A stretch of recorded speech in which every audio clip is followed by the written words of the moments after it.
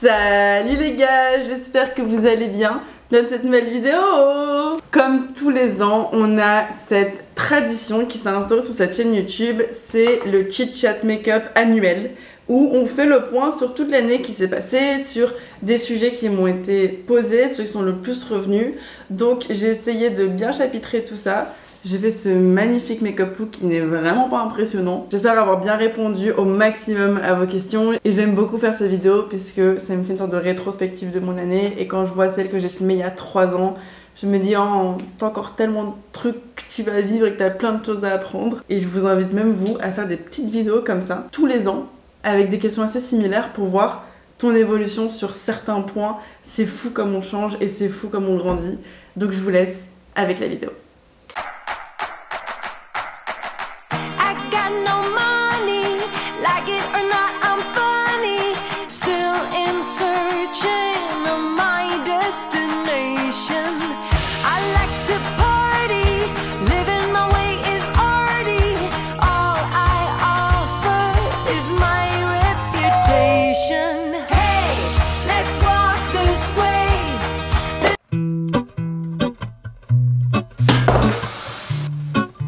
J'ai ramené l'artillerie lourde. Alors, chapitre 1. J'adore, dès que tu mets des chapitres, t'as l'impression que tout de suite c'est très professionnel alors que c'est vraiment juste un écran noir avec un chapitre. Commençons avec ce qu'on est en train de faire. Les vlogs d'août saison 5. Comment vis-tu les vlogs cette année par rapport aux années précédentes? Un peu comme si j'allais partir en colonie. C'est vrai que l'année a été remplie, a été chargée, notamment avec le livre, avec la mode, etc. C'est vrai que mon temps était divisé d'une certaine façon où la création de contenu vidéo pur et dur était une des parties au milieu de tout plein de parties. C'est bon, je vous ai bien perdu. Et puis je sais pas, il y avait ce sentiment d'excitation, 5 ans quand même, tu vois, donc ça marque le truc. Quand j'ai commencé, j'étais très émotive, j'ai pleuré le jour où les vlogs d'août ont commencé. Pas de tristesse ou de fatigue.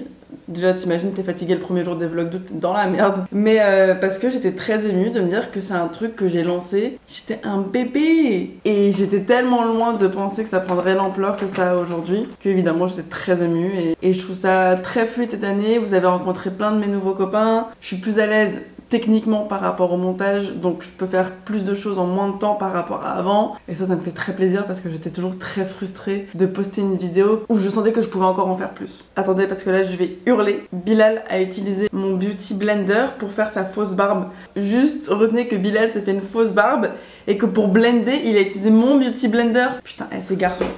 Je reviens, je vais le laver et laver mes chakras en même temps. C'est bon, tout propre. Enfin, pas vraiment, mais... Et il y a eu un nouveau sentiment que j'avais jamais ressenti par rapport à cette période de l'année, c'est que beaucoup ont vu ça comme une sorte de série. Alors moi je dis que c'est une série parce que c'est genre le terme c'est une série de vidéos puisque c'est plusieurs vidéos, mais c'est pas une série comme une série Netflix, tu vois, où il y a un scénario, il y a un casting, il y a un budget prod, il y a des préparations, il y a des réunions, etc.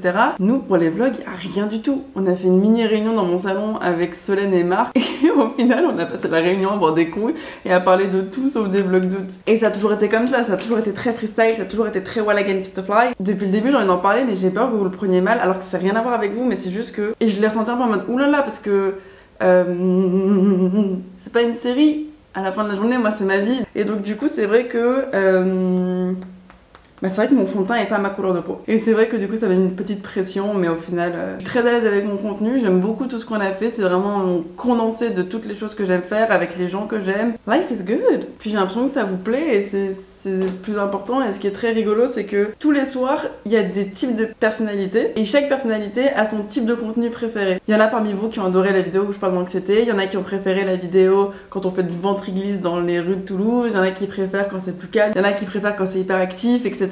Tout ce type de contenu, moi c'est ma personnalité 360. J'avais une CC crème du feu, une CC crème Herborian et j'en ai plus. Et donc là je suis en train d'essayer d'aligner tout mon talent pour trouver un fond de teint à ma couleur de peau, mais il y a des choses que je sais faire, mais il y en a que je sais pas faire. Et trouver un fond de teint à ma couleur de peau c'est trop dur. Ça va là? Tu vois, parfois dans la vie faut partir à l'aventure. Et puis si l'aventure elle se passe mal, bah tu blendes. Allez, chapitre 2. Toujours plus, Jamais moins, encore plus, always more. Le plus gros changement qui s'est passé entre août 2020 quand on a fait ce dernier chit-chat et cette année, j'ai sorti un livre qui s'appelle Toujours Plus, c'est un livre jaune, voilà. Et m'a emmené dans un endroit où je n'avais jamais été d'un point de vue physique. Déjà, j'ai été sur des plateaux télé, j'ai été sur des plateaux radio, j'ai été sur des magazines, etc. C'est des choses que j'avais jamais faites. Et d'un point de vue psychologique aussi, qui m'emmenait dans des endroits waouh.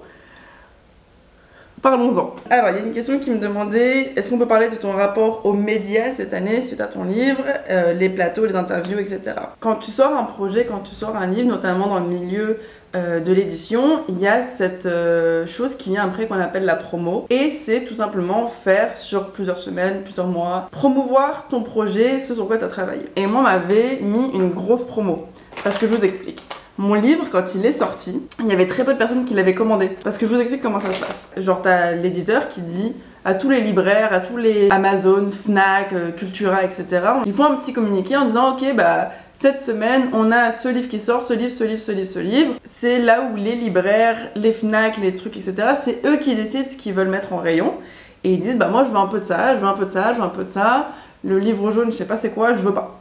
Tout simplement, les gens connaissaient pas, elles s'en foutaient, ce que je peux tout à fait comprendre. Le livre sort, j'entame donc ma promo, et la promo, il faut savoir que je n'avais aucun média training. C'est quoi, des spécialistes apprennent à des artistes, à des célébrités, à des auteurs, à des peintres, quoi que ce soit, de présenter leur projet sur un plateau télé, dans un interview, quoi que ce soit, parce que c'est pas une conversation en face to face comme tu peux avoir au café avec quelqu'un. J'ai pas fait de média training, je savais même pas que ça existait.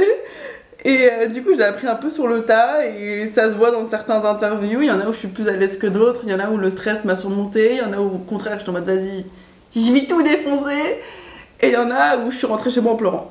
Mais donc du coup, psychologiquement, c'était assez particulier puisque j'étais partagée entre waouh, c'est fascinant de voir le nombre de personnes qu'il y a derrière, des métiers que tu soupçonnais même pas. T'as une énergie quand même, c'est assez enrichissant, et j'ai appris beaucoup de trucs. Et au-delà de ça, c'est vrai que l'étiquette jeune femme influenceuse qui parle devant sa caméra, à leurs yeux, ça représentait quelque chose d'extrêmement superficiel, ce que je peux comprendre d'un premier point de vue, mais il y a aussi toute une sorte de condescendance qui se passe par rapport à toutes les nouvelles formes de communication, les réseaux sociaux, etc. Et j'aime pas quand on fait passer la jeune génération pour des gogoles, parce que je sais qu'on vaut beaucoup plus que ça, et je sais qu'il y a plein de choses géniales qui se font, et je sais qu'il y a une très grosse part de futilité, mais c'est pas grave. Tu peux consommer des vidéos YouTube, tu peux taper un docu sur Arte après, tu peux lire tes plus grands classiques de littérature française et ensuite te taper une BD, te taper Toujours Plus. Et même si ça a été très soudain, très nouveau, et que j'ai essayé de m'adapter sur le terrain, j'ai encore énormément de choses à apprendre. Et je me dis, moi à mon échelle, j'étais épuisée, mais comment ils font les Rihanna, Bieber, etc.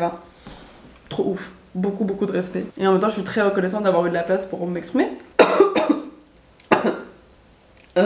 Et je pense que ça se suit. Mais quand le livre est sorti, il m'a emmené dans un autre milieu où je rêvais d'aller, c'était le milieu de la mode.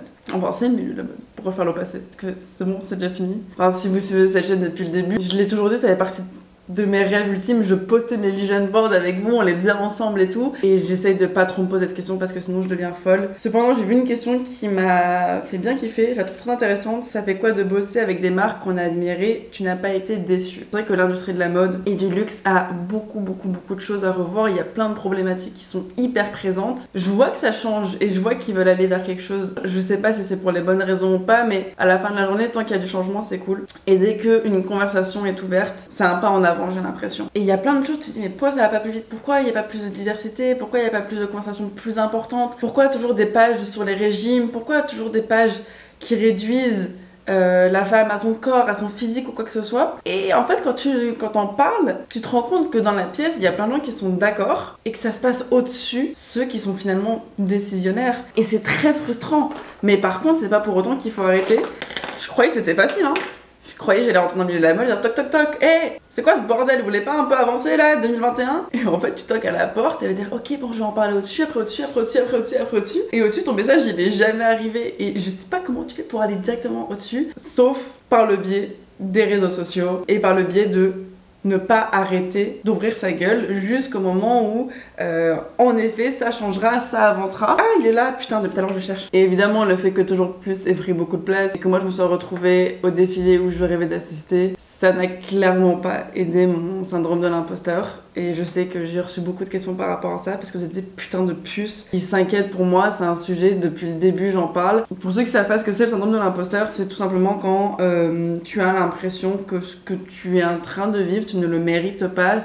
C'est incompréhensible. Je pense que ça touche beaucoup de personnes qui travaillent dans le milieu artistique. C'est parce que du jour au lendemain, ton travail prend de la valeur. Que ce soit financière ou aux yeux des gens tout simplement. Moi je n'ai pas compris parce que, même encore, parce que c'est des choses que je faisais déjà il y a 4 ans, sauf que personne ne me calculait ou donnait de la valeur sur ça. Et c'est des choses que je faisais très assidûment, prenais ça très très à cœur et très au sérieux. Tout simplement parce que c'est la lumière qui est en moi. C'est pareil pour une folle, mais j'ai l'impression que chaque humain a sa lumière en soi. Je sais pas si vous avez vu le film Soul de Pixar, Disney Pixar. Je pense que chaque humain a son truc qui l'anime. Ça peut te tomber dessus très jeune, ou alors tu peux découvrir ta lumière en toi un peu plus tard, en testant de nouvelles choses. Tu peux vivre ton petit train de vie tranquille et à 50 ans découvrir ta passion. Enfin, je pense qu'il n'y a pas d'âge pour découvrir sa lumière. Dès que j'ai touché un ordinateur avec une trame de montage, j'ai dit ok, c'est ça mon truc, ça me stresse, je suis pas en train de me maquiller, je parle mais je me maquille pas, putain, c'est un petit chat mais c'est pas un make-up. Bon, de toute façon vous ratez rien, je suis pas très forte en maquillage. Mais la lumière en moi, c'est de faire ça. Et j'ai eu le privilège d'être née dans un pays où YouTube était très facile d'accès, filmer avec son téléphone, poster des vidéos, avoir internet, et c'est comme ça que ça s'est retrouvé sur YouTube. Peut-être que plus tard ça ira ailleurs. Tant que je fais des vidéos, moi ça me va, hein. Vivre des choses, les partager, c'est ça qui me fait le plus kiffer au monde. Cependant, je ne le vois pas du tout comme quelque chose de négatif, même si c'est vrai que parfois ça fait un décalage entre ce que je vis et mon cerveau. Je me sens déjà très redevable par rapport à vous, tu sais, parce que c'est vous qui avez lancé mon truc. C'est vous qui m'avez vraiment, accueilli dans vos maisons pour 15-20 minutes de vidéo, et à chaque fois je le répète, mais c'est ouf, non? Moi je trouve ça ouf. Je trouve ça ouf, j'en suis extrêmement reconnaissante, c'est mon moteur aujourd'hui. Et c'est pour ça que je mets autant de cœur et de mon temps et de mon énergie dans tout ce que je peux créer en termes de contenu pour essayer de proposer le meilleur contenu que je peux faire. Je sais pas pourquoi, c'était très intense là. Je transpire. Oh putain. Je sais pas comment je me suis retrouvée à parler de ça dans un truc, je voulais vraiment faire un truc très léger pour vous regarder, mais je suis partie dans un truc très dramatique, psychologique. Merde. Beaucoup m'ont demandé si ça va. C'est vrai qu'on se le demande pas. Je voulais juste dire que ça va parce que j'ai vu plein d'interrogations sous les vidéos par rapport à mes potes. Est-ce qu'il y a des dramas? Pourquoi on va plus un tel? Pourquoi on va plus un tel? Y a pas de drama. Je crois pas en tout cas. Donc moi de mon côté j'ai pas de drama avec personne. Donc s'il y a quelqu'un qui a un drama avec moi, qui me tienne au courant parce que moi je suis pas au courant. Oh merde. Et non, on blush. Je continue pas tant que j'ai pas mon blush. Bon j'ai oublié mon blush. Fin de la vidéo. J'ai une limite de patience dès qu'il s'agit de chercher quoi que ce soit de 3 minutes. Si au bout de 3 minutes je trouve pas mon truc, je préfère me plaindre que de le chercher pour de vrai. On va tenter quelque chose qui dans ma tête fonctionne, ça fait un blush. Parfois juste tu t'éloignes de certaines personnes sans qu'il y ait de drama, sans qu'il y ait de dispute, sans qu'il y ait quoi que ce soit. C'est juste que les leçons que tu as apprises au cours de ta vie, ça peut changer drastiquement en l'espace d'un mois, en l'espace d'une semaine, et des fois juste un claquement de doigts, il y a un truc qui est arrivé dans ta tête, vont t'emmener vers un chemin qui peut être très différent de la personne avec qui tu as passé les 10 dernières années. Et en allant vers ton nouveau chemin, tu rencontres des personnes qui vont vers le même endroit. Et du coup, il y a des nouvelles amitiés qui se forment, il y a des nouvelles relations qui se forment. Donc non, il n'y a pas de drama, il n'y a pas de tea, il n'y a pas de gossip. Dormons sur nos 3 oreilles ce soir et on va pas se rajouter des choses alors que le monde est déjà assez compliqué comme ça. Alors là, je suis désolée, je vais arrêter de taper la discute. Je mets mon trait de liner. Souhaitez-moi bonne chance.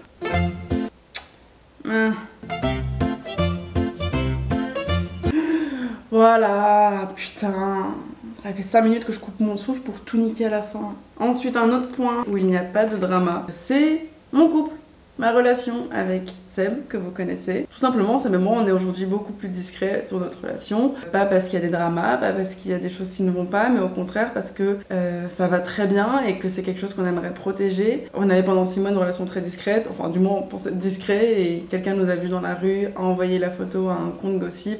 Et le compte gossip s'est permis de l'afficher publiquement. Du coup, comme c'était public, nous on s'est dit bon bah voilà, maintenant que tout le monde le sait, vivons notre vie et faisons nos trucs avec. Plus rien ne nous appartenait, c'est-à-dire que on pouvait m'apercevoir dans le fond de sa vidéo et j'allais recevoir des messages en disant je suis mentaliste, comportementaliste et j'ai analysé votre comportement, vous n'êtes ensemble que pour la fame et Seb ne t'aime pas comme toi tu l'aimes et toi nanana. Des fois j'étais en rendez-vous pro, j'allais recevoir des messages en disant ouais je t'ai vu en rendez-vous avec un garçon, ça c'est pas pour Seb nanana. C'était un peu la porte ouverte à toutes les fenêtres et on s'est dit bon bah venez on referme un peu la fenêtre. Je vais pas le cacher, je vais pas me mentir. Voilà, vous savez qu'il est là, que tout va bien. Et il est trop frais, je l'aime trop. Voilà. On peut passer au dernier chapitre. Quand j'ai fait mon petit zigouigoui là sur Insta pour poser les questions, c'est la première fois qu'on m'a demandé de parler autant d'argent. Quand je gagnais de l'argent avec mes petits boulots, etc., il n'y avait aucun souci, donne-moi mon chèque, j'ai fait mon taf. J'avais très bien assimilé ça, que c'est des choses que je faisais pour gagner des sous à la fin de la journée. Quand j'ai commencé à gagner de l'argent pour quelque chose où on en parlait juste avant, je ne ressens pas le fait que je suis en train de travailler. Oh, mais non, c'est un taille-crayon. Depuis tout ce temps, il y a un taille-crayon dans mon truc. Vous savez comment je le taillais celui-là? Parce que j'ai pas de taille-crayon aussi petit.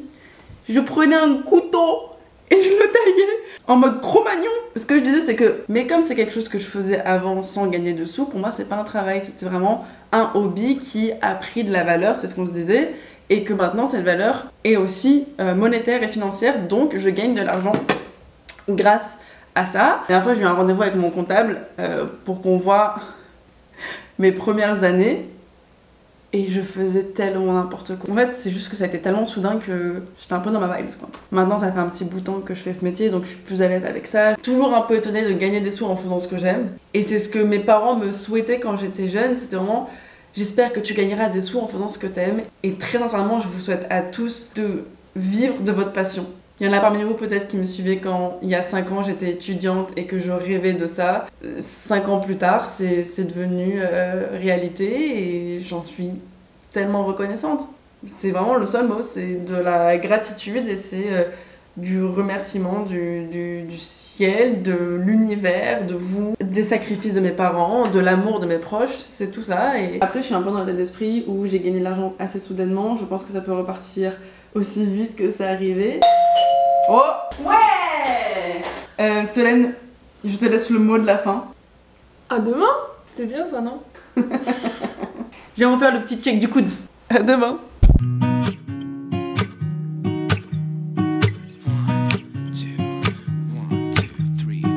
I've been feeling so small. Watch the clock ticking off the wall. But tonight I'm letting it go. Spend my coin for sure.